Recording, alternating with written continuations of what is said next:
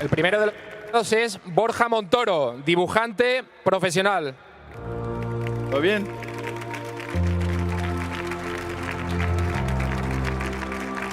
Desde Argentina, seguro que le conocen, Agustín Laje, escritor.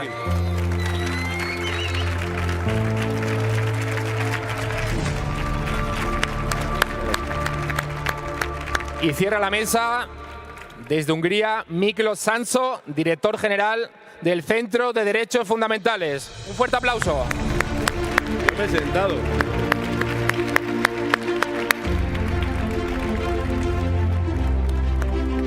Bien, Miklos. Ya tenemos el micrófono.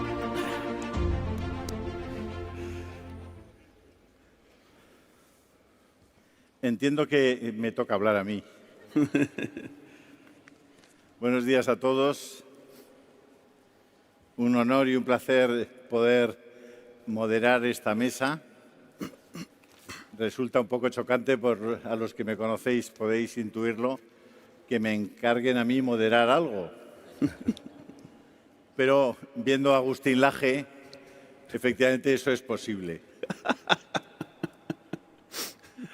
Quiero primero presentaros a nuestros contertulios de este panel en un tema que es extraordinariamente interesante, porque hablar le llaman cultura de la cancelación, con un concepto de la cultura obviamente distinto al que podemos tener en España, pero la cancelación sí que la entendemos todos. Y es que de repente alguien decida que tiene que eliminarte, porque lo que tú piensas, lo que tú crees, lo que tú expresas, no es admisible dentro de la sociedad del grupo humano en el que vives. Y por eso decide eliminarte, ¿no? Yo siempre pienso, cuando alguien se manifiesta en esos términos, siempre le digo lo mismo. No sabe usted con quién está hablando. Es que va y resulta que soy un ser humano, que soy una criatura humana, que es mucho más todavía que ser un ser humano. Dice más cosas. Cuando alguien intente cancelaros por vuestras opiniones, por vuestras formas de pensar o de ser, decidles, no sabéis con quién estáis hablando. Soy muy importante, soy único, cada uno de nosotros. Dicho eso, quiero presentaros en primer lugar a Mr. Miklos Santo. Las posibilidades que yo tengo, y seguramente vosotros, de aprender húngaro son cero. Yo he llegado a estar semanas en Budapest y casi no he aprendido más que una palabra, que es köszönöm, que significa gracias, creo. Es un idioma extremadamente complejo. Pero Miklos Santo se expresará en inglés en esta charla y creo que tenéis una aplicación en el móvil para poder... Y además tenéis los subtítulos. Estupendo. Con lo cual, Miklos, tenemos subtítulos en las pantallas para poder entenderte. Miklos es el director general de uno de los think tanks, de los grupos de pensamiento más importantes del mundo. Ha sido el organizador, el exitosísimo organizador de una convención que se ha celebrado recientemente en Budapest, que es el CIPAC, que reúne a todos los conservadores, los patriotas del mundo, que defienden el mismo modelo de sociedad que nos ha traído aquí a todos esta mañana. Miklos allí concitó a lo más granado, lo más importante del mundo del pensamiento y de la acción, tanto en Estados Unidos como en Europa. Además, me dicen que explique que es marido y padre de 3 hijos. Father of 3 sons. Bienvenido, Miklos. Gracias.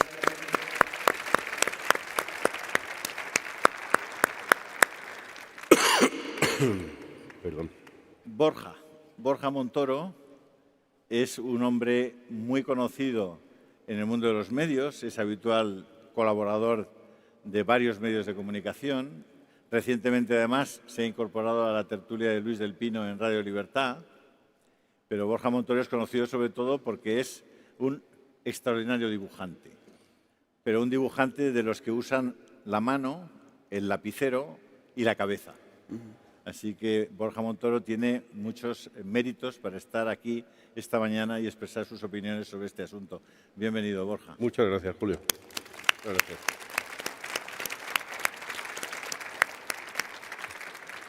Y presentar a Agustín Laje es redundante, es decir, accesorio hoy aquí. Agustín Laje probablemente es uno de los personajes de la gente que por ahí piensa en el mundo, que ha entendido mejor qué es eso de la siniestra, qué es eso de la izquierda, qué es eso de la cancelación y qué es eso de la libertad.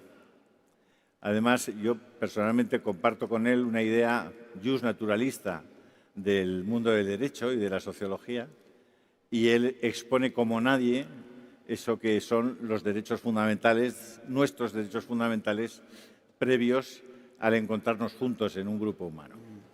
Así que, si os parece, dedicad por favor un aplauso a Agustín. Gracias.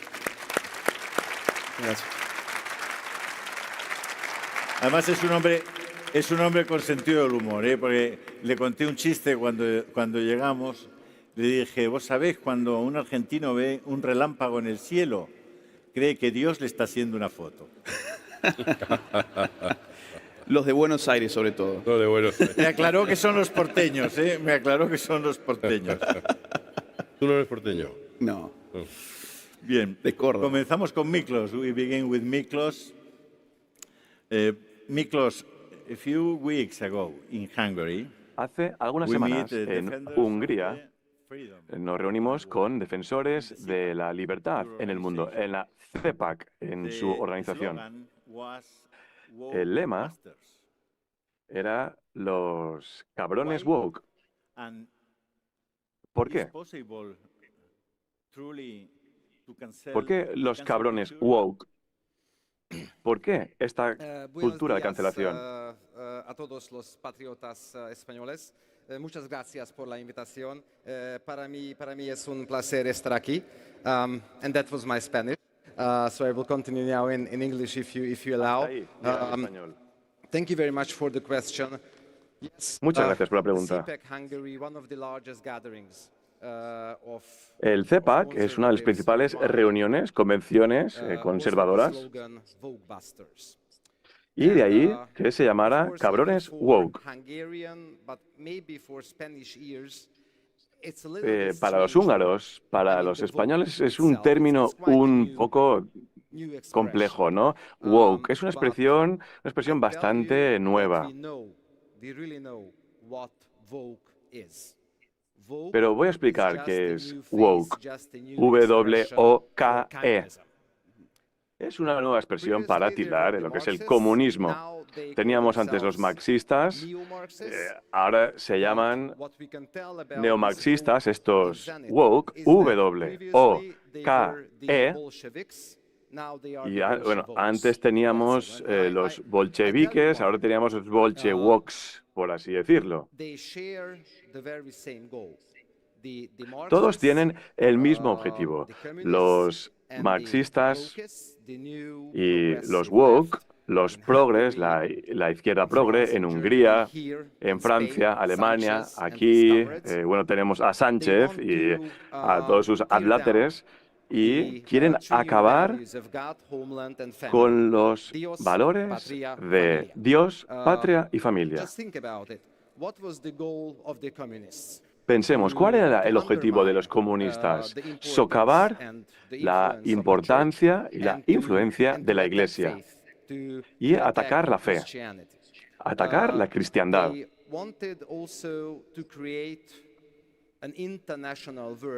También querían crear un mundo sin naciones. Los comunistas, como los progres, los woke, W-O-K-E, no quieren ver un orden mundial.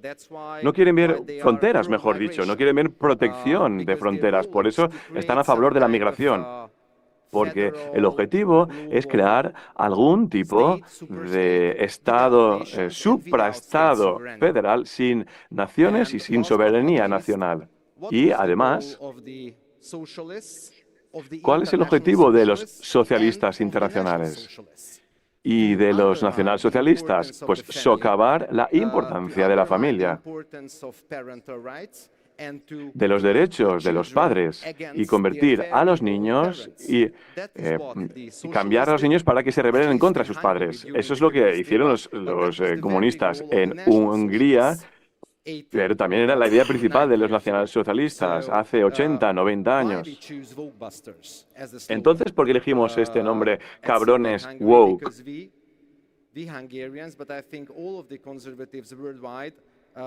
Porque, bueno, creo que los conservadores de Hungría, de todo el mundo, conocemos bien al enemigo.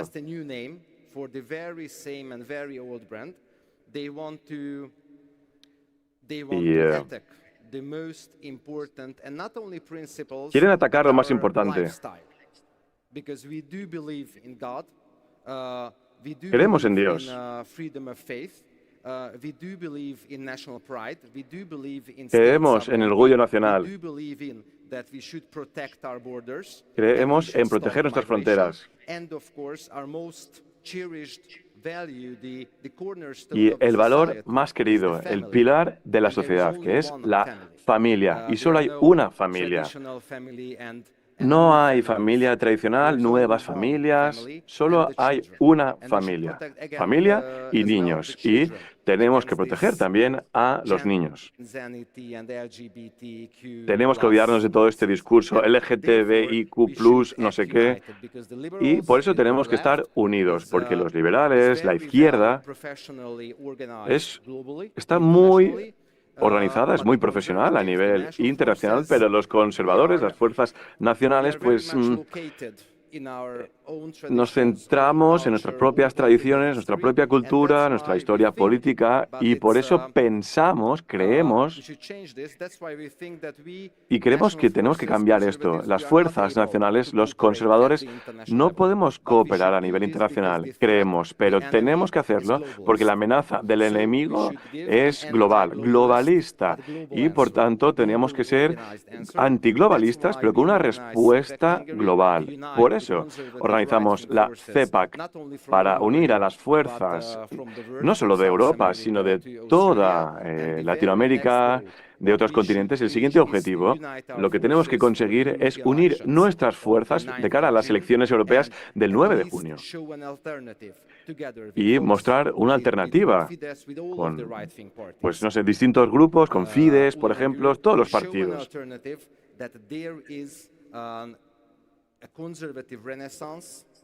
Y tiene que haber una contrarrevolución conservadora, un renacimiento conservador. También tenemos que entender que hay una alternativa de derechas muy válida para las personas. Y este es el objetivo de cara a las elecciones europeas. Gracias. Hungary understands that Brussels practices cancel culture with its country? ¿Cómo afecta la cultura de cancelación y lo que viene de Bruselas a su país? ¿Sí, lo sentimos en nuestro país? Bueno, la respuesta es que sí. A ver, el objetivo que tiene Bruselas es fomentar toda esta agenda progre, esta agenda woke, W-O-K-E, y no solo tratan de atacar a Dios, a la patria y a la familia, sino que desde el punto de vista ideológico, están tan locos, se impulsan tanto por las emociones que dan prioridad o ponen al mismo nivel esta agenda woke que a la agenda internacional. Es lo que hemos visto, por ejemplo, en el caso de Ucrania con la agresión rusa. En mi caso, es bastante comprensible que originalmente la Unión Europea era un proyecto de paz, era el objetivo principal, crear la paz, la libertad, la estabilidad en Europa. ¿Y ahora qué es lo que vemos? En nombre de los progres, de los woke en Bruselas, fomentan la agenda LGTBIQ, la cultura de la cancelación, la migración.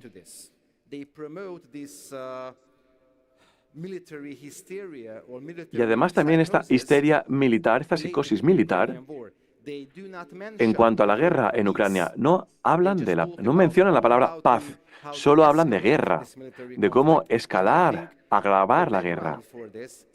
Y creo que lo que subyace a esto es que ahora es algo tan emocional, tan ideológico, porque han entrenado los sentidos con esta ideología woke para todas sus toma de decisiones que se basan únicamente en esta ideología. Y ahora hay un conflicto militar en nuestro vecindario y los ucranianos sufren. Y enfocan esta pregunta basándose en las emociones. Y por eso instan a que haya más guerra, más armas, una escalada militar en lugar de defender la paz. Y el interés europeo inmediato sería un alto el fuego inmediato. ¿Crees que en la Unión Europea es posible tener un mercado común? Sí, porque hay muchas más cosas que nos conectan que nos separan. Nuestros enemigos tratan de dividirnos, eso sin duda.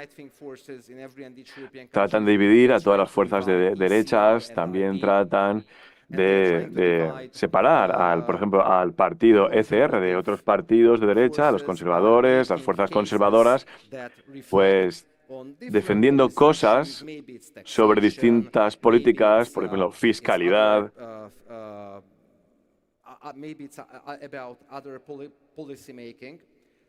Y bueno, toma de decisiones políticas o de cuestiones geopolíticas. Queda claro que el enfoque de la derecha polaca es distinto del de la derecha húngara cuando hablamos de la guerra. Pero creo que nos tenemos que concentrar en los valores más importantes, que están sometidos a un grave ataque aquí, en Madrid, en Berlín, en París, en Roma y en Budapest, de una manera u otra. Pero esta guerra terminará este año, el siguiente, en algún momento. Pero la guerra cultural, la de nuestros valores, permanecerá aquí. Por tanto, no podemos permitirnos el lujo de estar divididos, de dejar que la izquierda nos divida. Porque dicen que hay diferencias entre los españoles y los húngaros de derechas cuando hablamos de fiscalidad, y nos tenemos que centrar en la cuestión más importante: Dios, patria y familia. Esos son los valores que nos unen y eso es lo más importante. Muchísimas gracias, Miklos. Si no han estado ustedes todavía en Hungría, específicamente en Budapest, tienen ustedes una asignatura pendiente porque es una de las ciudades más bellas del mundo. Y además las gentes de esos parajes son extremadamente amables, educadas. Es un país verdaderamente fascinante. Yo se lo recomiendo. Les recomiendo ese viaje. Borja Montoro. A mí. Borja, esto de la cultura de la cancelación, por llamarle de alguna manera, o sea, esto de eliminar a la gente porque no te gusta o porque no piensas como ellos, en tu espacio de trabajo, en tu profesión, ¿cómo lo vives? Nos puede afectar a todos. Yo, en particular, yo no tengo tanta importancia como tiene Miklos, por supuesto. Soy un profesional, me he dedicado toda mi vida a dibujar y el entorno en el que yo trabajo pues es un entorno muy creativo y hay mucha gente muy variada. Hay mucha más gente más variada de lo que parece, precisamente porque ahí es donde actúa la cultura de la cancelación. Yo he trabajado muchos años con grandes estudios de Hollywood. Primero he trabajado en Disney cuando tenían un estudio en París, he trabajado en Los Ángeles, he trabajado con Netflix, con Warner, con Sony, con DreamWorks, he trabajado con muchos estudios y los conozco bien y he visto el cambio que se ha ido produciendo por las corporaciones, digamos, por los mandos de dirección. No hay un solo estudio ahora mismo en California que no tenga departamentos de diversidad e inclusión y llevan representantes a las direcciones de producción y a las reuniones creativas y resultan como comisarios políticos. Yo he trabajado en una película en China, una que se acaba de estrenar hace no mucho. Trabajé hace muchos años, en el 2014 fuimos allí porque el productor, que era un productor español, quería abrir el mercado y estuve en Pekín. Y recuerdo que había un señor allí que se llamaba Mr. Dean, muy amable, nos llevaban a comer todos los días. Mr. Bean venía con una cohorte de gente, todo, y era, por supuesto, era del partido, y era el director creativo de China Film Animation, que es con los que estábamos trabajando. Y entonces él estaba muy preocupado porque nuestra visión occidental sobre los personajes tenía que ser, quería que los dibujáramos de una determinada manera. Yo digo, estamos aquí para aprender y encantados y esto y tal. Dice, porque por ejemplo, Mulan, que es una película que hicieron los personajes orientales, no nos gusta mucho, etcétera y tal. Nunca nos ha parecido que estuviese bien. Ah, vale, pues tomo nota y no sé qué. Va, mucho gusto, encantado, tal, comemos, no sé qué, y luego ya me voy al despacho que me habían dejado allí y todo el mundo aplaudía y todo el mundo, había en China siempre hay 7 veces más gente que en cualquier otro sitio. Entonces era una mesa llena de gente y todo, mucha gente joven, creativos, dibujantes, etcétera. Y todos asintieron y todos dieron la razón a Mr. Dean, etcétera. Hasta que luego yo me fui a mi despacho, entonces iban desfilando uno por uno estos chinos dibujantes, gente de 20 años, venían y me decían, a mí me gustó mucho Mulan. Y no lo habían podido decir allí. No lo pueden decir porque Mr. Dean los habría mandado a cultivar arroz al día siguiente. Esto es evidente. Bien, eso es China, que es un país comunista y la gente no puede abrir la boca. Uno pasea por las calles de Pekín y ve un Maserati con un monigote pintado en el capó y al lado una tienda de Apple descomunal, pero luego hay carteles con las frases de Mao por todas partes. Eso es China. Pero es que Los Ángeles empieza a ser algo parecido en ese sentido. Es decir, en las reuniones creativas la gente ya no dice las cosas como realmente lo piensa, porque tiene terror a que lo manden a cultivar arroz como si lo mandaba Mr. Dean. Es que pierdes la dirección creativa de una película o es que entonces se toman decisiones que realmente no tienen una explicación creativa. Yo he estado trabajando en producciones, no puedo decir en cuáles ahora, pero en una de ellas trabajé hace varios años y volví a ella 3 años después. Y básicamente lo único que habían hecho por el momento eran los personajes, que eran los personajes de unos cuentos tradicionales británicos, los habían convertido en caribeños. Puede ser una idea, me parece muy bien, pero básicamente los habían pintado con la piel oscura, etcétera, porque es una de las cosas que ahora mismo se exige. No es que esté bien ni mal, es que no tiene un trasfondo creativo real. Entonces eso está cortando la creatividad y eso es terrorífico para Occidente, que ha sido siempre una generación de riqueza precisamente porque la gente se ha expresado con absoluta libertad. Entonces ese plan de cancelación que es terrorífico porque uno vive dentro y lo siente y siente el aliento. Yo he estado tomándome, ahora voy otra vez a Francia la semana que viene o dentro de un par de semanas al Festival de Annecy, que es una preciosidad, es el festival más importante y me encontraré otra vez. El año pasado me encontré con mi amigo Marco Regina, que es un italiano que trabaja en Netflix y me dijo, Borja, tienes que tener cuidado, él habla muy bien español, con las cosas que dices en Twitter porque la gente lo lee y tal. Yo no me puedo callar, pero además se lo dije porque realmente yo los conozco y él mismo me dice, esto está ya pasando poco a poco y los estudios ya se están dando cuenta porque están perdiendo dinero y la cultura woke está empezando a desaparecer. Digo, necesitamos expresarnos abiertamente, sobre todo por una razón también, porque yo los conozco a todos y sé que hay infinidad de ellos que piensan lo mismo, pero la gente no habla en alto. Entonces necesitan que alguien hable en alto para decir, sal tú y habla tú también. Porque si nos callamos todos, en algún momento nadie hablará y nos impondrán lo que les dé la real gana. De manera que es necesario hablar alto. No sé si me la juego o no me la juego. A mí realmente la única cancelación real que en alguna ocasión... Con los estudios de Disney sigo trabajando y me siguen llamando. Vamos, de Disney, de Los Ángeles. Ahora he estado trabajando con Disney hace más de un año que no trabajo, pero he estado trabajando con Netflix hace no mucho. Ahora trabajo con un estudio de Sudáfrica. Pero bueno, más o menos... Parece que no va mal, o nadie me ha dado nunca la sensación de que estén censándome o censurándome por esa causa. La censura que yo sí una vez sentí que tenía realmente, la única que verdaderamente he sufrido, la tuve por parte del diario en el que yo trabajaba hace años aquí en España, que fue el diario La Razón, que es cuando yo estuve trabajando y mientras estaba Zapatero en el gobierno me iba todo de órdago, pero en el momento que llegó Rajoy empecé a hacer viñetas y le recordé que tenía que cambiar la ley del aborto, que había prometido cambiar. Empecé a decirle que no podía... ¿Tú también? Yo también. Y empecé a hacer viñetas. Y ya cuando salió Bolinaga, cuando soltó a Bolinaga, me cogí un cabreo tan monumental que preferí esperar 2 días y dije, voy a ver qué dicen las víctimas del terrorismo. Y entonces Cuando escuché lo que habían dicho las víctimas del terrorismo, hice una viñeta que la mandé y luego me llamó el subdirector, entonces era José Antonio Gundín. ¿No crees que es un poco fuerte y tal? Y sugiriéndome un cambio de texto. Hay que decir que no me la censuraron ni me la cambiaron. Y nada. Dije, no, yo quiero que vaya así, es lo que han dicho las víctimas y tal. Hice una viñeta bastante dura. Pero ya a partir de entonces todo empezó a complicarse. Ya unas semanas después, Maruenda me llamó y me dijo, mira, pero yo estaba en la columnata, estaban las columnas y La Razón de aquel entonces era una razón que tenía unos colaboradores inmensos, de los cuales me alegré mucho de conocer, etcétera, y todavía tengo amistad con muchos de ellos. Y entonces me cambiaron de página, ya me dijo, mira, como tú hablas mucho de unas cosas y de otras, en lugar de ponerte en las columnas, pues cuando hables de política nacional te pongo en las páginas de Nacional. Eso les permitía, como ya no tenían el hueco dedicado a la viñeta, cuando mandaba una viñeta un poco más complicada, en la red sí salía, en la versión digital se publicaba, pero en el periódico no aparecía. Si ya les resultaba incómoda, no aparecía. Y en menos de un año luego ya me felicitaron la Navidad, en la fiesta de Navidad. Mauricio Casal se cruzó conmigo, no me saludó. Maruenda me dijo muchas felicidades, que tengas feliz año y tal. Y a los 3 días me llamó Gundín y me dijo que ya no querían más viñetas. Como tenía un contrato mercantil con ellos, aquello se acabó y me quedé con 47 años y 6 hijos corriendo a ver por dónde me iba a buscar la vida desesperadamente. Fue un año un poco duro, pero esa es la cancelación y esa vino por eso estaba diciendo Miklos antes, estaba hablando de la unión de la derecha, etcétera, y de la necesidad de trabajar contra el socialismo. El problema en España es que realmente hemos pasado por ahí. Es que aquí ya tuvimos 11 millones de votos de confianza a un proyecto que todos pensábamos que iba en esa dirección. Y nos los traicionaron completamente. A mí me metieron una puñalada. Entonces,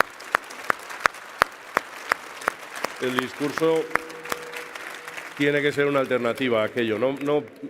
Cada vez que alguien dice de agrupar votos, no sé qué, ya lo hicimos, ya lo hemos probado, no funcionó.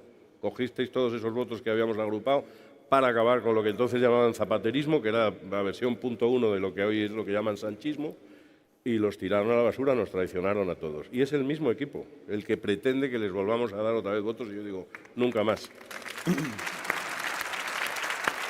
Muchas gracias, Borja. Muchas gracias. Muchas gracias. Bueno, ¿viste?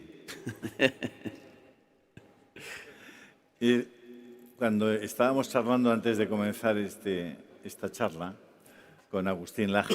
Agustín Laje, los que habéis hecho la mili sabéis lo que es la SERECO, que es la sección de reconocimiento. Es una serie, esos que en la Edad Media, cuando había que tomar el castillo, ponían las primeras escaleras y subían y recibían el aceite hirviendo que les tiraban desde arriba. Pues Agustín es uno de esos, de los pocos, que han comenzado subiendo el castillo y no os enseñará la espalda, pero efectivamente está sufriendo constantemente los embates de los que quieren efectivamente cancelarnos. Agustín es un extraordinario personaje, además de ser argentino, y a propósito de eso le he dicho que le iba a explicar un chiste que quiero que se lo cuente a Milei, porque está además en este momento en ese trabajo. Ya que se reúnen a rezar Bush, Kirchner y Putin. Y entonces Bush le dice, Señor, ¿cuándo terminará la crisis en los Estados Unidos? Y dice Dios, terminará, George, pero no será durante tu mandato. Será durante el mandato de tu sucesor. Oh, thanks, my God. Y dice Putin, Señor, ¿cuándo terminará la crisis en Rusia? Dice, Vladimir, terminará, pero no será durante tu mandato, ni durante el mandato de tu sucesor. Será durante el mandato del sucesor de tu sucesor. Oh, es pasiva, Tovarich. Y dice quien, señor, ¿viste? ¿Cuándo acabará acá la crisis en la Argentina? No será durante mi mandato.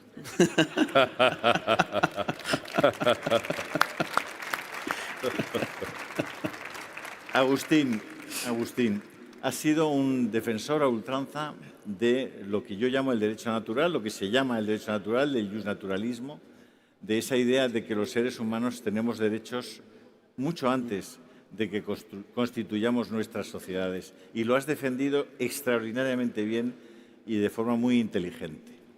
La cultura de la cancelación supone justamente lo contrario, supone la eliminación o la concepción del ser humano como alguien que no es sujeto innato de derechos. ¿Cómo razonas eso? Bueno, vamos a ver, vamos a tratar de enfocar esto, vamos a decir, filosóficamente. John Stuart Mill, un filósofo muy célebre de Inglaterra, siglo XIX, opinaba, argumentaba que la libertad de expresión debía ser infinita. Él sostenía que cuando se censuraba a una persona, se estaba dañando a la humanidad como tal, porque se le estaba privando de una verdad. No necesariamente porque aquello que se censure sea a fuerza una verdad, sino porque aún siendo una mentira aquello que se censura, se priva al resto de las personas de la oportunidad de reafirmar la verdad. Partamos de esa base. Censurar siempre es atacar no solamente al que se silencia, sino al resto de la sociedad que se pierde o bien de conocer una nueva verdad o bien de reafirmar lo que entiende que es la verdad. La cultura de la cancelación se inscribe en un mundo posverdadero. El fenómeno de la posverdad ha sido tan extremo que en el año 2016 el diccionario de la Universidad de Oxford, un diccionario anual, coronó a la palabra posverdad como palabra del año. Es decir, la palabra del año era un neologismo, una palabra inventada, digamos así, un neologismo. Y el periodismo trató de dar una explicación, a mi juicio sosa, superficial, diciendo que la posverdad era la multiplicación de las fake news que provenían de un mundo hiperconectado. La posibilidad de que los individuos se conviertan en masa, no solo en receptores de información, sino en emisores de información y de opinión, generaba un caos comunicacional que decantaba en un mundo posverdadero donde la mentira se había multiplicado. Con lo cual la posverdad sería una exacerbación de la mentira, un mero dato cuantitativo, más mentira, más posverdad. Mi postura frente a eso es que la posverdad es algo mucho más profundo que un mero fenómeno cuantitativo. La posverdad es un fenómeno cualitativo. La posverdad acontece allí donde el discurso público abandona el criterio de la verdad como ordenador de la comunicación. ¿Qué significa esto? El discurso público está ordenado por criterios. Siempre hay exclusiones en el discurso. El discurso siempre tiene zonas de exclusión. Por ejemplo, la comunicación parte de la base de que los sujetos que se comunican dicen la verdad. La verdad estructura la confianza entre el ser humano para poder hablar. Si yo no pensara que aquí estamos esforzándonos por decir la verdad, pues no tendría ningún sentido que estemos hablando, y si ustedes no pensaran que nosotros estamos intentando dar con algo verdadero, no tiene ningún sentido que pierdan su mañana aquí con nosotros. Es decir, la verdad ha ordenado el discurso y ha generado zonas de exclusión. Cuando uno cree que el otro es un mentiroso compulsivo, ¿qué hace con esa persona? Deja de hablar con ella. No tiene sentido. ¿Vieron el fenómeno de los mitómanos? Son personas que no están bien de la cabeza, ¿sí? Porque tienen una compulsión irracional por la mentira, y esas personas no tienen amigos porque ya nadie quiere hablar con ellas. Es así de simple. Es decir, cuando la verdad estructura el orden del discurso, la comunicación es factible. Ahora, en un mundo posverdadero, lo que se ha perdido es la verdad y ha sido reemplazada por otra cosa. Y ahí ya voy entrando en la cultura de la cancelación. Cuando se pierde la verdad, no significa que el discurso queda desorganizado. Significa que las zonas de exclusión del discurso precisan de un nuevo criterio. Y ese criterio pasa a ser el de los sentimientos. El de los sentimientos, no de todas las personas, sino el de los sentimientos de una minoría política hiperfinanciada, hegemónica en el mundo académico, hegemónica en el mundo empresarial, lo que recién acá se había dicho sobre estas megacorporaciones es totalmente cierto. Hegemónica en los organismos internacionales, hegemónica en los medios de comunicación. Ahora bien, la cultura de la cancelación ocurre cuando el discurso público no se arrodilla al sentimiento de esas minorías diminutas que han erigido su propia forma de ver el mundo como una especie de criterio universal. Esa forma de ver el mundo, además, es una forma totalmente falsa. Hoy todo el mundo está aterrorizado, por ejemplo, porque ya no nos debemos a la verdad cuando tratamos con la otra persona, sino que nos debemos a, por ejemplo, su autopercepción.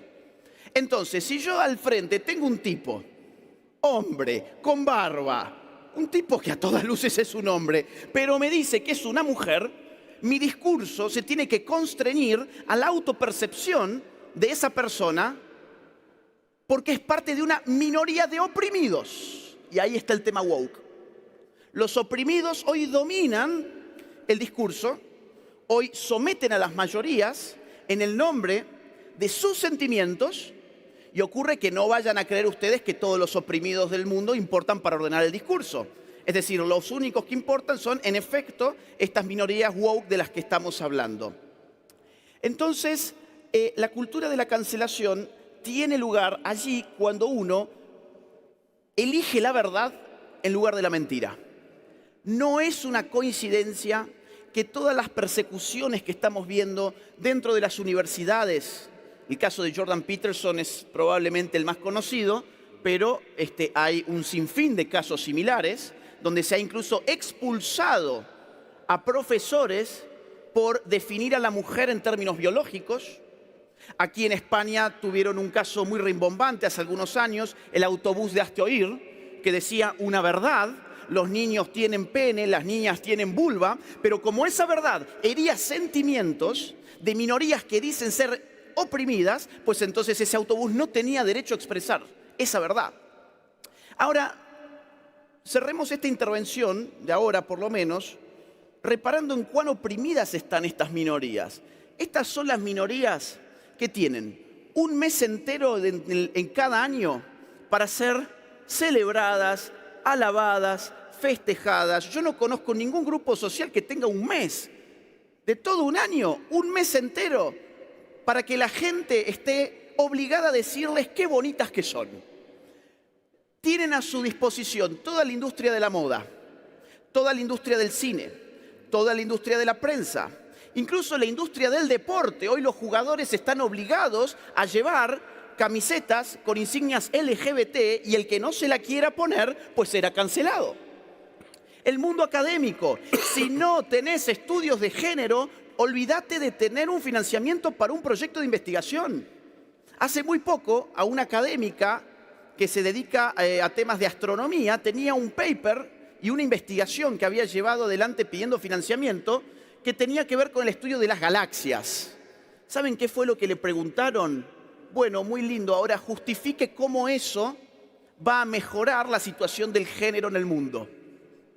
No, bueno, estoy hablando de galaxias, entonces se quedó sin su financiamiento. Esto está pasando incluso al nivel de las iglesias. Dentro del cristianismo, la cultura de la cancelación ya existe y hay pastores y sacerdotes perseguidos por leer la Biblia. En el catecismo, en la escuela, en el deporte, en las grandes multinacionales, está por doquier. Esto es un cáncer que nos priva de lo que John Stuart Mill ya nos había advertido en el siglo XIX. Nos priva de la verdad. Tenemos que aprender a llevar con orgullo la insignia de la cancelación. Tenemos que animarnos a ser cancelados. El gran problema es que siendo una mayoría, que nosotros en efecto somos, nos hemos aterrorizado tanto de estas minorías dictatoriales y tiránicas que hemos estado muertos de miedo de que la cancelación también nos golpee a nosotros. Totalmente. Ahora, ¿qué pasa si todos terminamos siendo cancelados? El sistema de la cancelación se cae. Se cae. No se puede cancelar a la mayoría. Se puede cancelar algunos hechos puntuales, algunas personas. Llegó el momento de levantar la voz.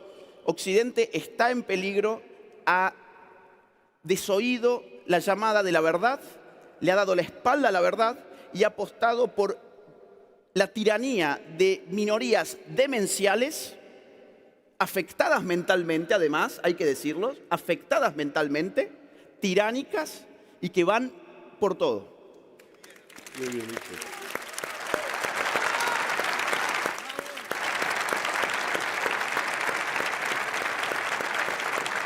Agustín, explicaba Alexis de Tocqueville que el ser humano prefería adherirse a una mentira socialmente admitida que quedarse solo con la verdad. Perdón. El ser humano prefiere habitualmente adherirse a una mentira socialmente admitida que quedarse solo con la verdad. Bueno, actos como este sirven, sin duda ninguna, y por supuesto tus intervenciones, vuestras intervenciones, tus libros, para que la gente se reconozca en un grupo humano que existe junto con él y le permita seguir fuerte, seguir con sus convicciones. Déjame hacerte una pregunta. Sí. Todo lo que explicas es verdad, pero eso ocurre al mismo tiempo en casi todas las partes del mundo conocido para nosotros, del mundo occidental. Eso no debe ser una casualidad. Debe haber arriba una organización que desde arriba esté dando unas instrucciones, tenga un proyecto. ¿Sí o no? Bueno, sí, es lo que habitualmente llamamos globalismo. Vamos a poner algunos ejemplos que habitualmente no se conocen. Hoy, en el mundo de las finanzas, hay algo llamado criterios ESG. ESG es una sigla que en inglés significa medio ambiente por la E, sociedad por la S y gobernanza por la G. Hoy, las más importantes compañías financieras, las firmas de administración de activos más grandes del mundo, por ejemplo BlackRock tiene un poder económico superior a todos los estados-nación en términos de PBI, con excepción solamente de Estados Unidos y China. Es decir, si uno hoy quiere ver el poder económico en el mundo, verá dos estados en la cima, Estados Unidos, China y en tercer lugar una empresa privada llamada BlackRock. Debajo de BlackRock sigue Vanguard.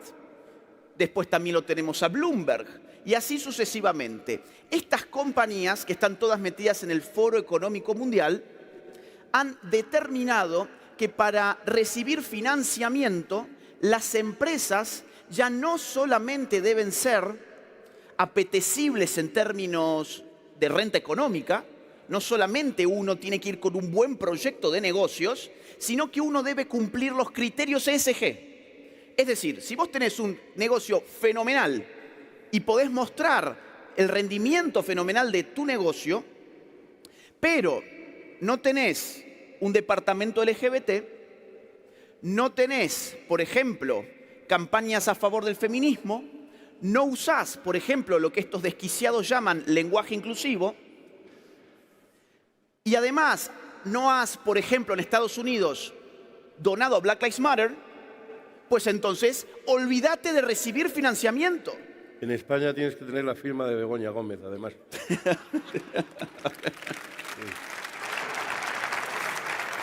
Esto que estoy comentando es un aspecto que uno puede empezar a ver y se da cuenta, hay un hilo, hay una cabeza. Bueno, a ver, Foro Económico Mundial se inventó esta basura del ESG. Y ahora, si tu empresa no es woke, pues de verdad se te cortó el financiamiento. Totalmente. Entonces, voy a poner un ejemplo. Miren ustedes Disney. Se hablaba recién de Disney. Disney viene a pérdida. Disney viene en crisis. Viene en caída libre, entre otras cosas, por el wokeismo que ha abrazado. Ahora bien, los accionistas en Disney, los pequeños accionistas, están desesperados por cambiar a los directores. Pero ¿quién tiene la mayoría del paquete accionario de Disney? Dos firmas, BlackRock y Vanguard, que son las que bloquean permanentemente que Disney cambie a los directores, porque esos son los directores woke. O por ejemplo, segundo ejemplo, la Fox. Fox, el periodista estrella era Tucker Carlson. Ahora, Tucker Carlson empezó a atacar la política exterior de Estados Unidos en la guerra Rusia-Ucrania. Empezó a atacar a BlackRock y al Foro Económico Mundial. ¿Qué hizo BlackRock? Aumentó su posición de acciones dentro de la empresa Fox y al mes siguiente, Tucker Carlson afuera, a pesar que era el periodista de más rating. Es decir, todo esto está manejado en cierta manera por una élite globalista con mucho poder financiero muy superior a la de todos los estados, con excepción de Estados Unidos y China, ya lo digo, y además tienen el control de las Naciones Unidas. Vale, Agustín, ¿para qué?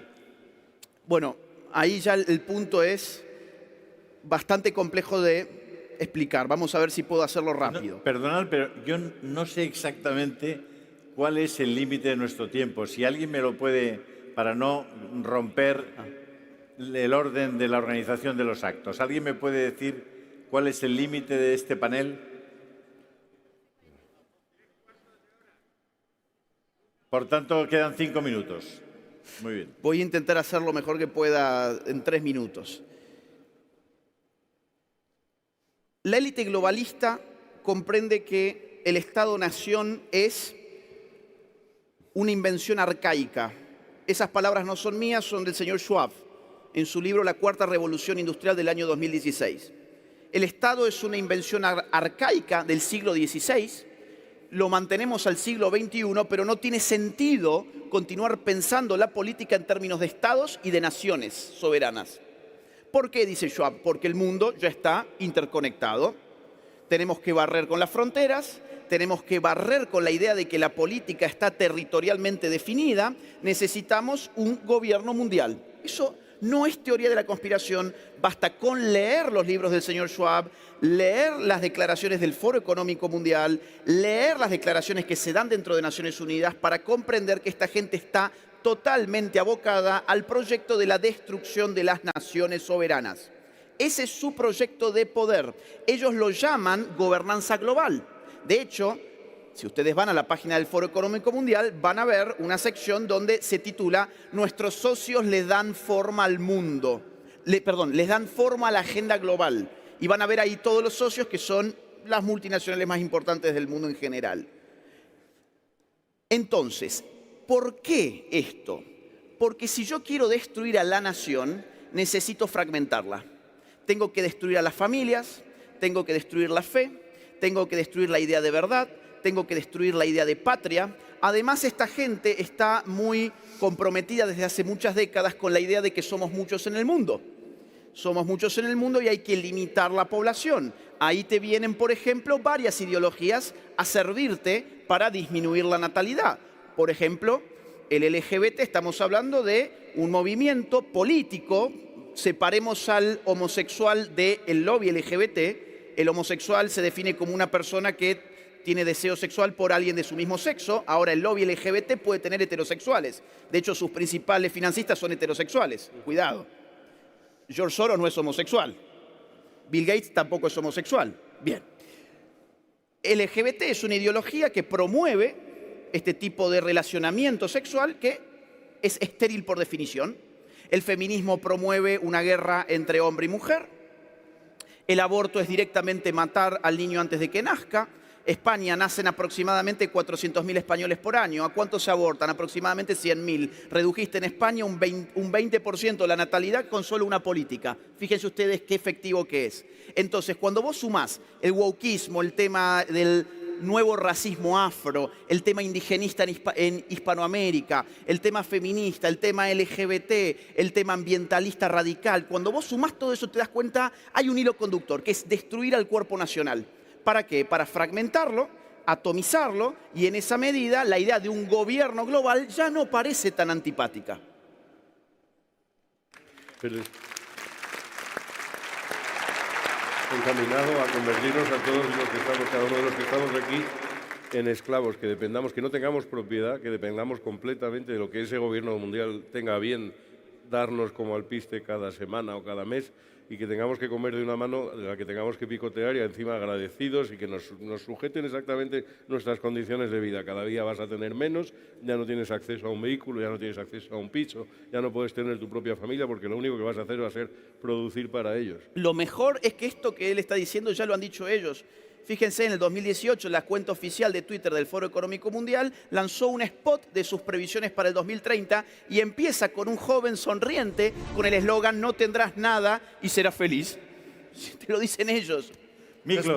Just one last sentence, because it was very inspiring what Una you- última what you frase. said Me ha resultado about muy evolution. inspirador lo que But, has dicho I think sobre esto, pero además también creo we should step one step back and que look at the tenemos que big tomar picture. un pasito atrás para ver la imagen completa. ¿Qué es importante, la política o la cultura? Culture is more La cultura And I do es not más speak here importante. just about Y no fine estoy arts or museums hablando or de theaters, bellas but artes, about popular museos, culture, teatros, sino la cultura about popular, Hollywood, about the whole industry of ideas, public la life, industria public de las ideas, la vida life. That pública. is why they are so Y por eso frustrated about están Hungary, tan about the frustrados con el Hungarian caso right. húngaro I y la mean, derecha húngara. the leftists, the Quiero decir, los gossip izquierdistas, groups, los are woke, frustrated los with burócratas de Hungary, Bruselas, because están muy frustrados con la we derecha learned our húngara, lesson, porque hemos we aprendido learned that nuestras culture lecciones, comes first, hemos media aprendido que comes primero first, viene and la cultura, primero los medios, if y you are luego, able to win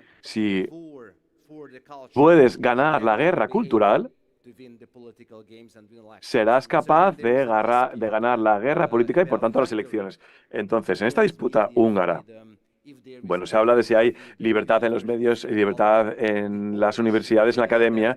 En realidad todo pivota en torno a que, a ver, hace 20 años, si hablamos de medios en Hungría, el 90% de los medios eran de izquierdas y diría un 10% de derechas. Ahora, pues más o menos es un 55% para la izquierda, 45% para la derecha. No está equilibrado, no son condiciones igualitarias, pero podemos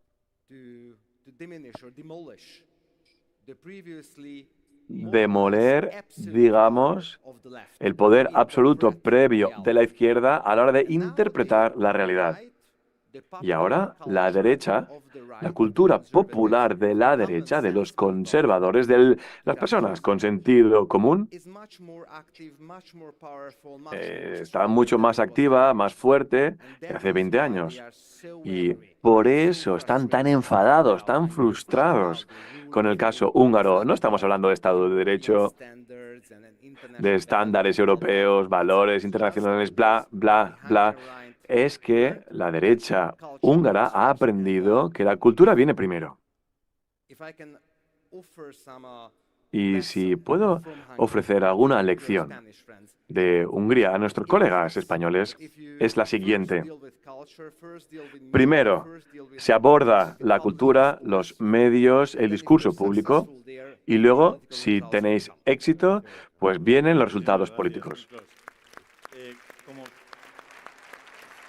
Quiero tener alguna posibilidad de volver a ser invitado como moderador y moderado de este tipo de paneles y, por cierto, agradezco muchísimo a los organizadores de esta convención el que nos hayan invitado, el que hayan invitado a personas tan ilustres. En el CIPAC, ustedes tenían un eslogan el día que nos invitaron allí en la Ópera de Budapest que decía: juntos resistimos, juntos podemos vencer. Pues yo creo que juntos, y para eso sirven probablemente este tipo de manifestaciones, de reuniones, nos sentimos más fuertes, podemos resistir, pero no solamente eso, hay que dejar de vencer, resistir ya. Hay que porque dejar de resistir. Tenemos la razón. Hay que empezar a avanzar. Llevamos demasiado tiempo con el discurso de sabemos resistir. Hay que dejar de resistir y hay que empezar a avanzar. Muchísimas gracias a todos. Muchas gracias. Dense prisa porque creo que viene Cristina Fallarás y los bares, como no vayan ustedes primero, los limpian.